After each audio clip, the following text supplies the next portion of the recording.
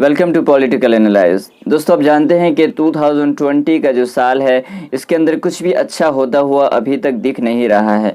कभी कोविड-19 तो फिर वेस्ट बंगाल का तूफान, तो कभी माइग्रेंट क्राइसिस और उनकी डेथ, और अब लोकस्ट अटैक से हम जूझ रहे हैं। और इतना बड़ा जो पिछले 30 सालों में इस तरह का अटैक नहीं देखा गया। तो चलिए हम अपने इस वीडियो के अंदर देखते हैं कि ये लोकस्ट होते क्या है, कितने डेंजरस हो सकते हैं किसी भी एग्रीकल्चर के लिए, फार्मर्स के लिए, और हम किस तरह से इससे काउंटर कर सकते हैं। तो इन तमाम चीज़ों को हम देखेंगे। तो चलिए शुरू करते हैं। लेकिन उससे पहले अगर आप नए हैं तो सब्सक्राइब कर लें, बेल आइकन प्रेस कर लें, और प्लीज़ वीडियो को एंड तक देखिएगा और ज़्यादा से ज़्यादा शेयर कीजिएगा अपने दोस्तों से। तो आइए देखते हैं। एक लोकस्ट ग्रास होपर ही की तरह होता है। बहुत कम डिफरेंसेस है कि एक लोकस्ट बहुत दूर तक उड़ करके जा सकता है, लेकिन ग्रास होपर नहीं। जैसा कि जो अभी लोकस्ट है वो हॉर्न ऑफ अफ्रीका से होते हुए फिर यमन, फिर ईरान, फिर पाकिस्तान, फिर इंडिया। इसी तरह से आप जो हमारे यहाँ लोकस्ट पाए जाते हैं, कई तरह के लोकस्ट पाए जाते हैं। नंबर 1 डेजर्ट लोकस्ट, इसी तरह से बॉम्बे लोकस्ट, माइग्रेटरी लोकस्ट और ट्रीज लोकस्ट।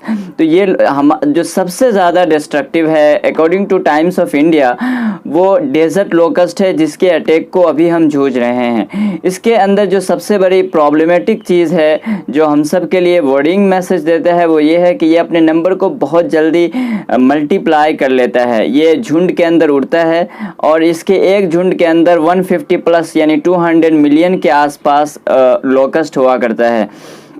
ये जो खाना खाता है, इनका एक स्वार्म 35,000 पीपल, जितने लोग खाना खा सकते हैं उतना को ये एक दिन में चट कर जाता है। इसी तरह से 150 किलोमीटर के हिसाब से एक दिन में वो ट्रेवल कर सकता है।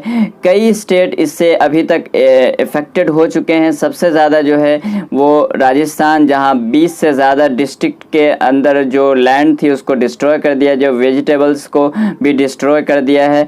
और भी बहुत सारी, जैसे मध्य प्रदेश, हरियाणा, उत्तर प्रदेश और दिल्ली, एवं दिल्ली के अंदर भी खतरा मंडला रहा है। तो ये तमाम तर जो स्टेट है जिनके ऊपर बहुत ज़्यादा ये प्रॉब्लम हो सकती है। अब हम ये देखने वाले हैं, ये तो हमने कुछ बातें आपसे कही कि ये लोकस्ट होते क्या हैं। अब हम ये देखेंगे कि ये कितने डेंजरस हो सकते हैं किसी भी खेत के लिए और किसी भी फार्मर के लिए। तो आइए हम उसको भी देख लेते हैं। देखिए, अगर इसको आप एक एग्रीकल्चर या फार्मर के पॉइंट ऑफ व्यू से देखेंगे तो आपको ये बहुत ज़्यादा डेंजरस लगेगा, क्योंकि इसके ज़रिए से इनका एक स्वार्म, जैसे कि हमने पहले कहा कि इनका एक स्वार्म जितना 35,000 पीपल लोग खाना खाते हैं एक दिन में खा सकता है। तो पूरे गल्ले को या पूरे फूड को, पूरी खेती को आप कह सकते हैं कि ये बर्बाद कर सकता है विद इन अ मिनट और विद इन अ सेकेंड। तो ये एक बहुत ज़्यादा अलार्मिंग है for all the agriculture department and for all the farmers. और अगर लोगों के पॉइंट ऑफ व्यू से देखेंगे तब भी आपको उतना ही ज़्यादा ख़तरनाक लगेगा, क्योंकि इसके ज़रिए से, इसके बाद से जो फूड का शॉर्टेज हो सकता है, लोग, मिलियंस ऑफ पीपल भूखमरी का शिकार हो सकते हैं। ऑलरेडी जो हॉर्न ऑफ अफ्रीका के अंदर बहुत सारे लोग इसी वजह से भूख के शिकार और भूखमरी के शिकार हैं। पाकिस्तान के अंदर फूड एग्रीकल्चर ऑर्गेनाइजेशन के अकॉर्डिंग जो नुकसान हुआ है, 38% जो फील्ड है उनकी लोकस्ट ने बर्बाद कर दिया है।